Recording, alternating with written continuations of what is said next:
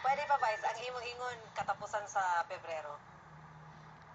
Kanang mga station commanders sa inyong area of jurisdiction, naaga ni hold up, mabot nga ni duha tulo, kasi gani ko sa, di ninyo masulbad, di ninyo madakpan, di ninyo mapatay na hold upper, kamo pangayon ako ipalit mo. Wala kong magsilbi, incompetent. Ako pa rin mo libot kada gabi, ako pa mo anak. Ibalhin, Vice, o ma-relieve sa post? Iparelieve ba? Mangayaw ko lang yung opisyal. Okay. Mangayaw ko lang yung opisyal. Giingnan mo, huwag makatagtao, ang magpatrola ninyo usa-usa na lang, kay ako mula, kay ba mo mula ka ako ng usa. Ako nga busy mayor na ito, mula ka ako usa. Ano ka nang inyong mga pulis di man makalakaw sila no usa? Nanaw na ibaril. Ngano magsige mo lakaw tagduha tagtulo.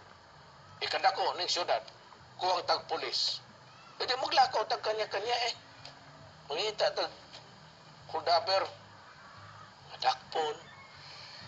Madya musukol. Patyon. Ana ba? Vice, ato lang i-announce na para dito sige, sa... Sige, nagapakpak na ba, Gidja? Ang tag-iyak punirarya. Para dito, Vice, sa gusto... pa na sila, may komisyon daw ko. Naki-komisyon. Magtindog lang ko kako. Para dito sa buot mo boto para sa para maapila ang ato ang syudad sa 7 New Wonders cities, mag-log lang sa www.new7wonders ug i-click nila ang category sa city, iboto ang Davao City ug ibutang lang ninyo ang inyong email address. So ang deadline ni Ana March 7. Dirita sa Facebook, Vice, na ay mga concerns diri gikan kay Rudy. Ang iyang hangyo, magparonda daw siya sa mga pulis diha sa Diamond Village Phase 1 tungod kay daghan daw ang mga kawatan. Ang ilang mga silingan ginasulod na mismo para kawatan sa ilang mga panimalay. Sige na ito, igsunan ko. Actually, yaga-yaga mo lang istorya mo ni. Pag tinudan na igin Usur nga sa inyong balay, and if there's an opportunity to capture him, report to the police. Huwag gani. If you feel yung pagsunod sa balay mo, threaten ka, do something about it. Kamu may mga armas. Ayaw tuwa ng bawas-bawas, kahadlok na ng anak. Tutan, may mga pamilya mo ng kriminal, madlok mo po na silang bawsan. Mo mo na tinuod gidya. And kinahanglan siguro mo.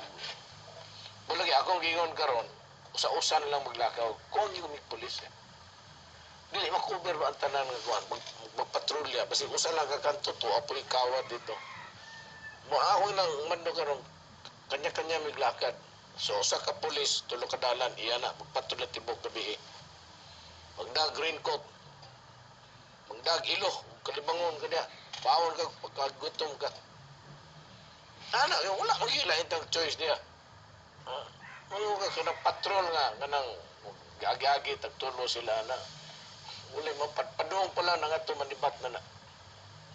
Labi na kung mag-blinker, padung ato mag-assistance mo, anisamot. Di pa po sa kanto, may mga cellphone ang puning unggoy.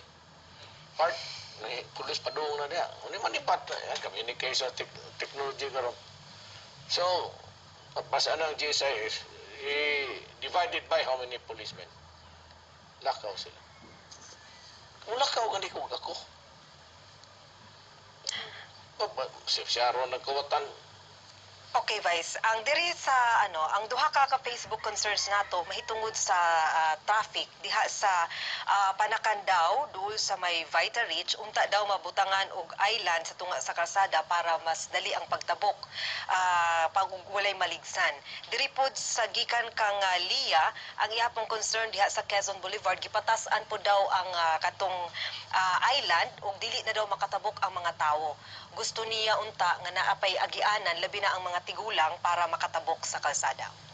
Ang kanarabang mga dalan nga, I said, again, I have to remind you, national city, usa si beautification sa national, basig ilang ipatasan na or it might have been through the suggestion of the city. But anyway, ingnan ta mo, di ta ka basta-basta butang nagbuslot because it's really intended na para po na sa protection nga way maligsan actually. Na basta wala mo labang basig asa ba? Mulabang ka kanto yun. Because that is really sa kanto one, it is the traditional place where in a street or highway. Basig asa, di ka maganigit kalabang untap. Pataka ka naglabang. And I do not think, panakan ba na ang sa Vitarich? Oo, diha sa may panakan. Bawal sa highway ng Guan. Kanang mga island. Okay, Vice, anang hinapos na po ang atong oras na akay mga greetings? Happy birthday kang, kaya kay mong yatubang dire ka dapat. Lolo Kimbo, Kagawa Jun Kanyete, siyang birthday, si Baby Saban. Baby Saban, tiguang naman din eh.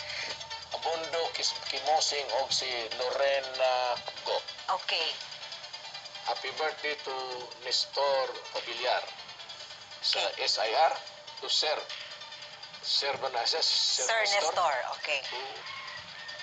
Happy birthday sa ako atong father, si Abunjo Kimosing. He celebrated his 77th birthday yesterday ug kay Loli Go. Daghang salamat kay Alan Alforque for my hair and makeup. Salamat kay Chris ug kay Amik.